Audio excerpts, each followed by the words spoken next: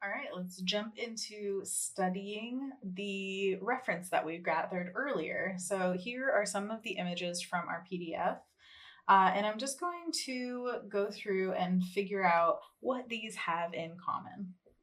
So basically, we start with the where the waist is defined on these guys are all pretty similar. It is this drop waist right above the hips. And then we have the skirt. It is pretty voluminous, I'd say, and creates this A-line effect, but then with a little extra pocket because there's not just one skirt, it's an extra skirt on the hips to the back side of the dress. Some of them are coming straight down, and others are asymmetrical, guiding the eye down. Another thing is that the bodice is a very stiff one. It's made of some kind of supportive insides or whatever it's made of. I'm not sure. But this is most important when posing or if you're animating this character. That wouldn't move. It would be a stiff kind of. I don't know, a brick of a body part. The trunk would not bend like it normally would because of the costuming. And then here we've got the sleeves. There's a little extra puff of fabric at the shoulder, creating a little bit of volume. And they all end at the 3/4 mark, right around the elbow. A few more aspects. Stripes were very popular in the fabric, apparently, because there are plenty of stripes in these references, and also plenty of ruffles. A lot of ruffling.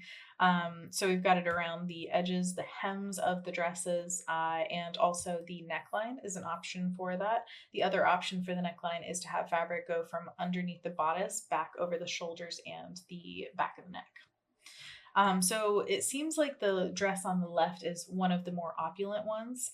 So it's got a little bit different of the patterning on it. It's floral and it feels a little bit more like there was attention paid to it rather than just the stripes all over. And it's also got more ruffling. So keep that in mind if you're thinking of like where this dress comes from. And I'm sure there are even fancier dresses out there. So just do the research if you want the fancier dress. Now, all of these studies are great, but the real way to like hammer it home in your mind is to recreate it from scratch. So I just have a body here, like generic woman body, a step up from a stick figure, and I drew over it all the attributes of the dresses that we just noticed. So we've got that kind of square neckline with the ruffle on one side and then the fabric on the other, because I just wanted to show both of them. And then we've got the little puffed sleeves, and we've got a 3/4 fluff at the bottom, ruffles everywhere. A stiff bodice with the extra, what would you call that? The double skirt, the double skirt look. Ruffles at the bottom of the hem. We've got stripes on the sleeves and the overskirt, and then a floral pattern on the bodice. So all of the above in one little outfit. Don't you want it? That'll be $1 million.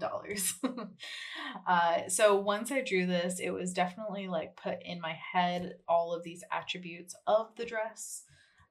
So I would highly recommend this as a way of studying all of this reference. Just to bring back to this one piece of art by Claire Hummel, she did a series of Disney princesses, but in their original time periods, like true to the time period costuming. And I wanted to show you one of the reference images that we gathered is very similar to this image that she created. You can see the ruffling around the neckline and at the 3/4 sleeve length. The hairstyle is almost exactly the same, this giant ball of poof and then the little tendrils coming out. It's got a little bit of decoration up there as well. Of course, there's a million decorations on Belle's dress, but it's very indicative of the time period. And that is a great thing to just feel like, I don't know, we're all looking at the same reference and to see what she came up with versus what we're going to come up with. It's exciting to see. All right, now let's go into the suit reference because that is the other side of the coin other than children if we were doing it at that time period. But I don't know. I don't think we're going to be doing many children unless you want a love story between children, which would be very different. So let's jump into suits. What we're seeing with these characters is a high neckline and a pant tucked into these like socks, but maybe leg warmers. I don't know what they're called. I'm sure there's some like technical term that I'm just not aware of. And then they all have hats, all very different hats, but they have hats. Mark that. And then we've got these jackets that are long jackets. They end around or below the knee. And they have this interesting buttoning where it goes down to like the belly button area and then flares out a little bit. So it almost creates an A line like a dress would. And then we've got full length sleeves on those guys. And at the end of those sleeves are more ruffles. Ruffles are the thing. Ruffles have ridges, and the ruffles are also up by the neck. And also, some collars at the neck are also options. So it's great to know that there are options out there. And yeah, so those are our suit outfits. And in our study, we've got another just body to put things on. And so we were putting on a jacket and the ruffles with the high neckline underneath, a vest, some pants tucked into those sock slash leg warmer things, and ruffles at the end of the sleeves. And I also noticed stripes were also in for the suit fabric. So I don't know if there was just a shortage of fabric in France at this time or if it was just really popular to wear stripes. Whatever the reason, we are going to add it to our arsenal in our visual library forever. So we know. All right, switching gears a little bit, I noticed when I was doing my characters last time that I wanted some kind of aspect like this one where the owl and the lady were very similar. I thought that was just so fun to add a little outside influence to spike into our character design. And so I looked around and found this inspiration from Christopher Marley. He's doing a show at OMSI right now, which is basically patterns based with like all sorts of insects and birds and butterflies and things like that. Very beautiful work if you ever want to look it up. But I decided to study some of the beetles in this because beetles are just full of color and pattern and beauty. And so I just did some sketches of the back of them, ignoring the legs because I just didn't feel like they were important to what I was getting from them. And going forward, I decided to mix those two worlds. So we've got late 1700s France and beetles. It's Beatlemania, man. And so kind of marrying these ideas with my characters has been a really fun thing. So to remind you, I have character number 1 and character number 2. Their character traits are up there. And I have decided that they are witches because of these beetle shapes. I particularly love the one on the left had this shape at the top that felt very much like a hat. And so I put hats on them and they just felt naturally like they should just be little traveling witches in the late 1700s in France. Like, duh. Uh, so I decided to add those kind of attributes of the Beatles to these characters and just go ham with it and put the patterns and like wings on them because I decided that capes would be really appropriate for the time. I didn't see any capes in the reference, but I don't think that it would be out of style to have extra fabric. I mean, if you have extra fabric, you have extra wealth, honey. So I went ham on the beetle aspect of it. And then I just duplicated that layer and drew over it with some more of the costuming. This time I was going for dresses and seeing how that felt.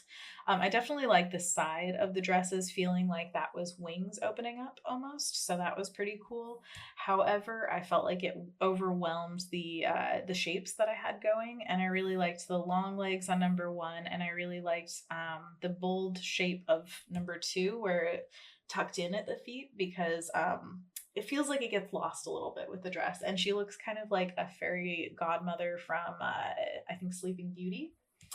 So I kind of tried to, again, amalgamate these ideas together where I used more of the aspects of the suit and added those to the beetle and really liked where this was going. So what I did was I just lowered the opacity and did a sketch over it just to figure out what I liked of everything and to go into just a tiny little bit more detail.